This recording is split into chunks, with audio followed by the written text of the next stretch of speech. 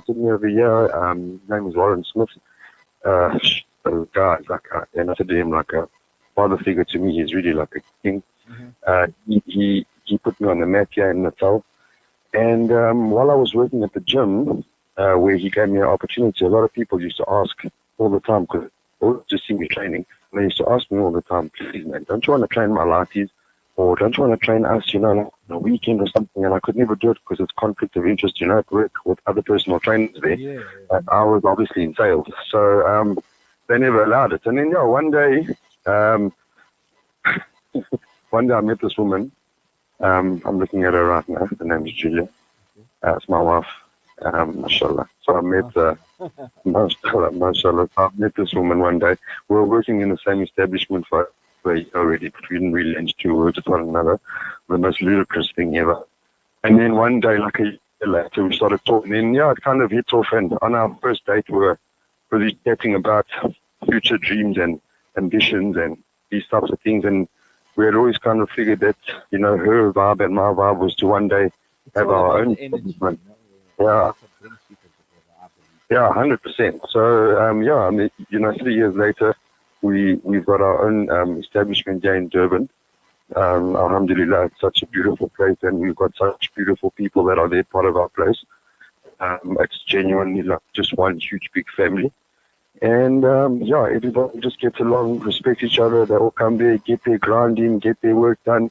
It's like a safe place for a lot of people, in that place, people. Geez, like if I could just go over some testimonials, it'll blow your mind. And that's who we are today. Now, this is fortunately us having our own business, and the business being boxing.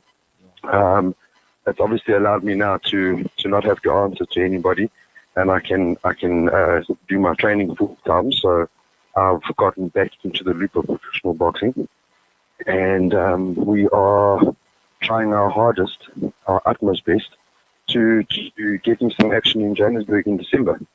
This is where we're standing at the moment. COVID obviously came in and done its thing. Unfortunately, it was a double-edged sword for some people, for some curse. Now, sport took a big knock. Seems to be on the rise again, slowly but surely. So this is where we are. I am Ramadan 20. This is the juiciest part. Ramadan 2020. I contacted. I can mention names on here. Hey? Well, Is that fun? yeah. Yeah, I think a lot of people will know this gentleman, the next name that I'm about to drop. But Ramadan 2020, I called Venka Oh, from yes. Venka from KZN. Yes.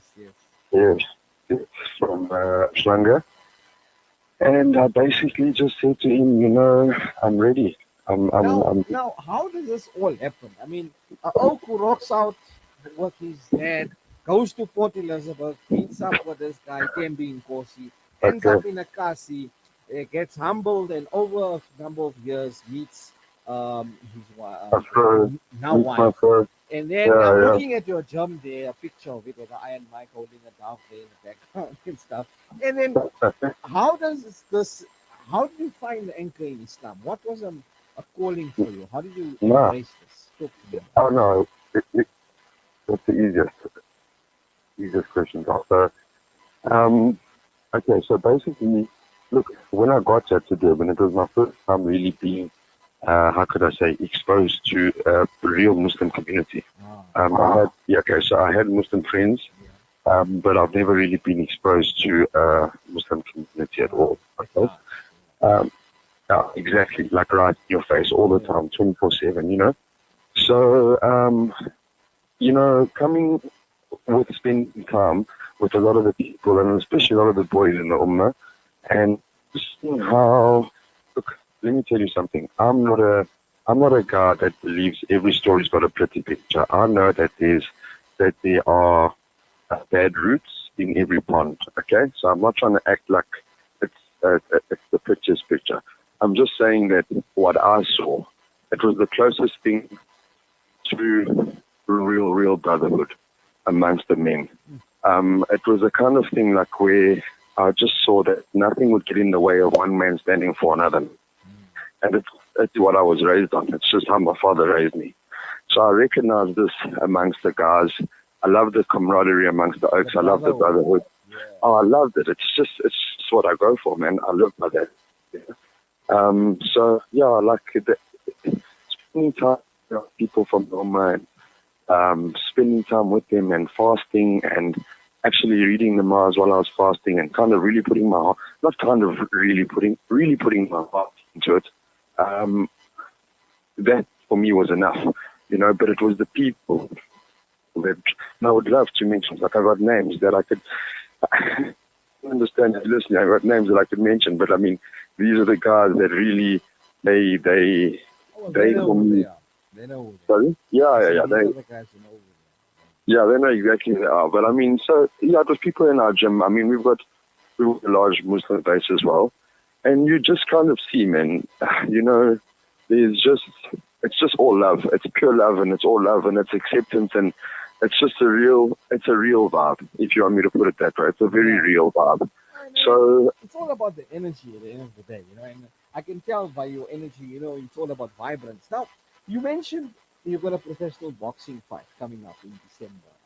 inshallah. Inshallah. I mean, now talk to us about this and what we can expect here. I know you're coming to our hood. Well, you are former Joburg boy. Yeah. Yeah. But anyway, so you're coming back up. Where exactly is this going to be, and what's it all about? Talk to us. Okay, so look, let me put you in the picture how it is, right? So, there is a tournament that's happening in Johannesburg on the 19th and on the 19th and the 20th of December. Yeah. They've already got it set. How these things work, about a month, 2 months in advance, they already set the bull. The bull is the lineup of fights. Right. So the bull's already set, it's done.